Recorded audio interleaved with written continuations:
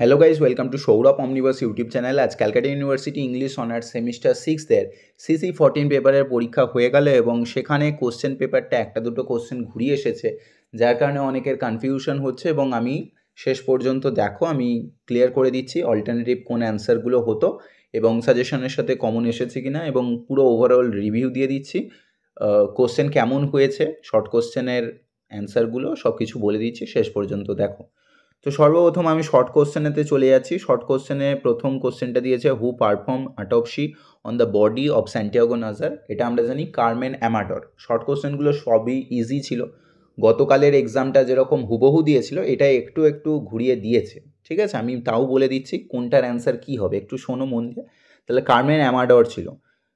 পরের কোশ্চেনটা, what are the Kikuyu compare to in Walcott's poem. আমরা জানি যে এখানে কিকিউয়া ট্রাইবস ছিল, তাই না? কেনিয়ার আমরা দেখেছিলাম মাও মাউ রিবিলিয়ান কমিউনিটি। তো সেখানে তাদেরকে তুলনা করা হয়েছে ফ্লাইজের সাথে, যারা উড়ে উড়ে যাচ্ছে, গিয়ে রক্ত খাচ্ছে, এরকমভাবে বর্ণনা ছিল। কবিতাগুলো যারা পড়ে গিয়েছিলে সবই পেরেছো আশা করি। এটা তো একেবারেই ইজি দিয়েছে। হু রোড রিভলভিং ডেজ, সকলেই জানো ডেভিড ম্যালফের লেখা রিভলভিং ডেজ।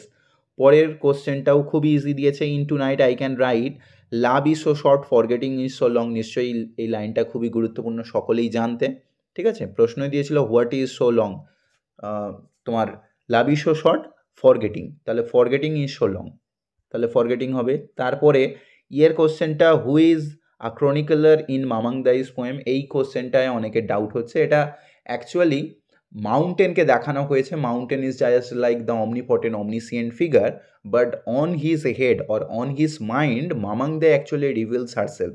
আমরা যেটা কবিতার এন্ডিংয়েতে দেখতে পাবো। তো এটা যারা নর্মাল মাউন্টেন লিখেছো তাদেরও অ্যান্সার ঠিক আছে, but on his mind Mamang Dai actually reveals herself at the ending line বা অ্যাট দ্য কনক্লুডিং লাইন যারা লিখেছো তাদের অ্যান্সারটা আরও বেশি পারফেক্ট হয়েছে, ঠিক আছে? মাউন্টেন লিখলেও কোনো অসুবিধা নেই। তারপরে চলে যাচ্ছি বড় কোশ্চেনে। বড় কোশ্চেনে আমি 3টে কোশ্চেন বলেছিলাম এবং সেই 3টেই কিন্তু এসেছে মক থেকে, দেখতে পাচ্ছ আশা করি 3টেই কমন পেয়েছ। বলেছিলাম টু নাইটটা এবারে আসার চান্স কম এবং টু নাইট আসেনি, এই 3টেই দিয়েছিলাম মকেতে, এই 3টেই এসেছে। আচ্ছা, ডাইরেক্ট প্রথমে তো ম্যালফের রিভলভিং ডেজের ক্রিটিক্যাল অ্যাপ্রিসিয়েশন, এটা কমন, সকলেই জানো, এটা দিয়েছিলাম। তারপরে কমেন্ট অন দ্য থিম, এটাও দিয়েছিলাম। থিংস ফল অ্যাপার্ট থেকে থিম, ক্রিটিক্যাল অ্যাপ্রিসিয়েশন, কবিতার ক্রিটিক্যাল অ্যাপ্রিসিয়েশন করে রাখলে অলমোস্ট সবই করা যায়, ঠিক আছে? তো এটা থিম দিয়েছে।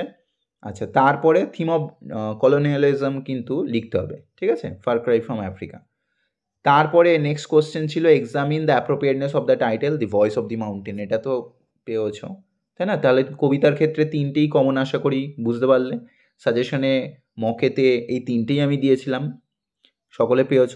তারপরে প্রবলেম হয়ে গেছে বা বুঝতে অসুবিধা হয়ে গেছে এই জায়গাটা, ড্রামা পার্টিতে আমাদের আর নোবেল পার্টিতে বুঝতে প্রবলেম হয়ে গেছে। কি দিয়েছিল দেখো, কি কোশ্চেন দিয়েছিল। একের কোশ্চেনটা দেখো, analyse how the advent of colonisers affected the Igbo culture and society in Achebe's things fall apart.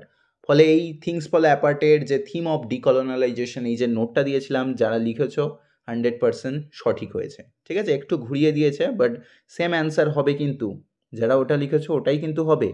আর তারপরে কি ছিল দেখো, থিংস ফল অ্যাপার্ট থেকে, discuss the representations of gender and tradition in Achebe's things fall apart. তাহলে এখানে আমাদের things fall apart as a tragedy, এই অ্যান্সারটাই কিন্তু দিয়েছে, এটাকে ঘুরিয়ে দিয়েছে। কেন? কেন এখানে জেন্ডার আর ট্র্যাডিশন তাদের যে ধ্বংস হয়ে যাচ্ছে, বা যারা টাইটেলটাও ইভেন লিখেছো, টাইটেলের অ্যাপ্রোপ্রিয়েটনেস অফ দ্য টাইটেল নয়, টাইটেলের বাকি পার্টটা মেনশন করেছো, সেই অ্যান্সারটাই কিন্তু হবে। একটু জাস্ট ঘুরিয়ে দিয়েছে, যারা কিন্তু কোশ্চেনের মানেটা বুঝতে পেরেছে তারা কিন্তু অ্যান্সারটাও ঠিক লিখে এসেছে।